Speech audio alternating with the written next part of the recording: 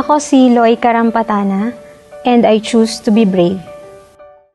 Galing akong probinsya, lumuwas kami dito ng mother ko sa Maynila para puntahan ang tatay ko. Iniwan niya kami noon nung bata pa ako.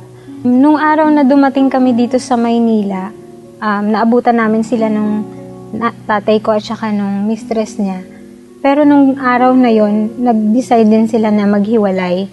So naiwan sa poder ng mother ko at saka ng father ko yung half-sister ko.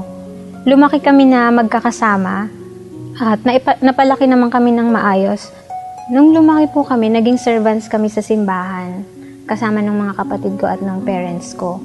Yun pong time na yun, inisip ko talaga na parang perfect family kami. Nagsiserve kami, maayos naman yung may tinitirahan kami, meron kaming, parang may means of living kami. Pero nawala yun nung nagkaroon ulit ng relasyon yung tatay ko. Parang nawala lahat nung tinitingala ko sa pamilya namin. Parang yun kasi yung parang tinitingnan ko na kayamanan namin. Pagkatapos bigla siyang nawala. Nung same year na yon, nalaman din nung half-sister ko na hindi namin siya tunay na kapatid. Nagalit siya sa amin. Kaya nagalit din ako sa tatay ko kasi parang ang tingin ko nun, kasalanan naman niya lahat. Nung pagkakaroon niya ng relasyon noon, tapos ngayon. So lahat ng sisi, binuntun ko sa kanya. Dumating sa point na hindi na ako umuwi sa bahay namin kasi walang nag-uusap tuwing gabi, walang nagkukwentuhan. So binuhos ko lahat ng oras ko sa opisina, sa exercise, naglalaro kung saan-saan ako nakakarating. Pinipilit ko na makauwi ng bahay yung past 12 na para tulog na silang lahat. Wala nang nakakakitang kapitbahay o sino man sa kasama namin sa bahay. After nun, nung 2012 ng November, inaya yung mother and father ko na sa marriage encounter. Para dun sa graduation, parang last day ng event nila, nire-require yung mga anak na sumulat. Sinulatan ko yung tatay ko nun at saka nanay ko. Yung part na sinulat ko sa tatay ko, sinabi ko doon na, Tay, nagsisisi ako kung bakit nagpakain ako sa galit at hindi kita pinatawad. Pero ngayon po, kaya ko nang sabihin na napatawad na kita. Yung time na yon, dun ako umiyak ako pagkat alam ko na napatawad ko na siya ng totoo. Nung una kasi parang paulit-ulit kong hinihiling sa Diyos na mapatawad siya. Akala ko tapos na pero wala na pala.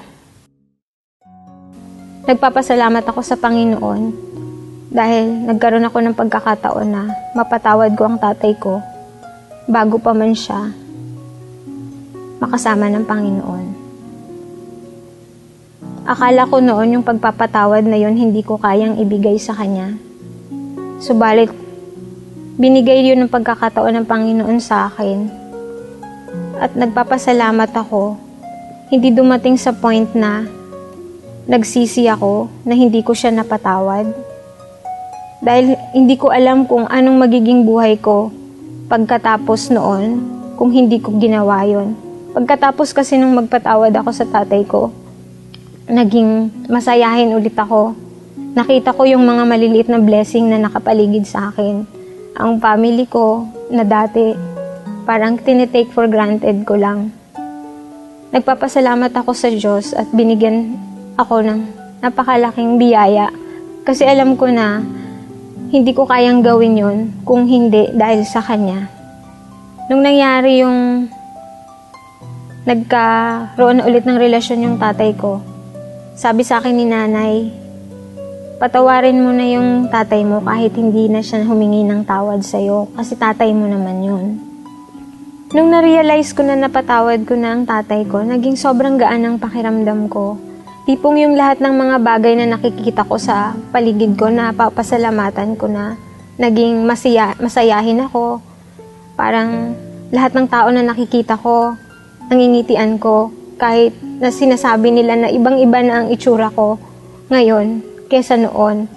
Isa pa, sobrang Alam mo yon, yung bang parang sa pagising mo sa umaga, kahit na alam mong marami kang trabaho pero nakakakanta ka, lagi kong iniisip na yung mga trials ni Lord, may maganda siyang patutunguhan. Hindi lang siya nagtatapos dun sa trials na yon.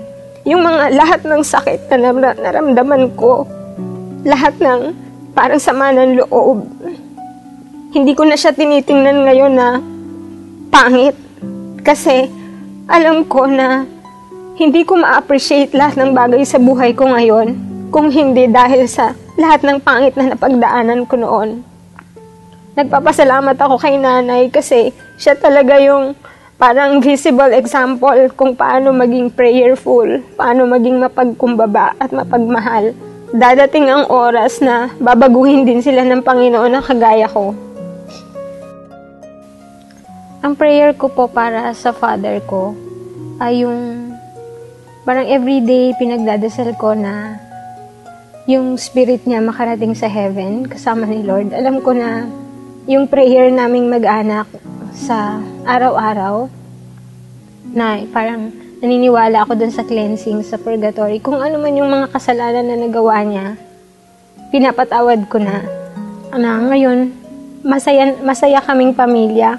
At hindi namin kinoconsider na panawala siya kung hindi. Nandiyan lang siya nagbabantay. Kasama namin. Dahil sa experience na to, nagpapasalamat ako sa Panginoon dahil alam ko na ito yung naging susi para maging masaya ako. Ang pagpapatawad ang naging dahilan kung bakit ako naging masaya ngayon. At nagkakapagbigay din ako ng saya sa family ko at sa kapwa ko. Patuloy akong magsiserve sa Panginoon sa kahit anumang paraan at araw-araw kong ipagpapasalamat ang nangyari sa buhay ko hanggang ngayon.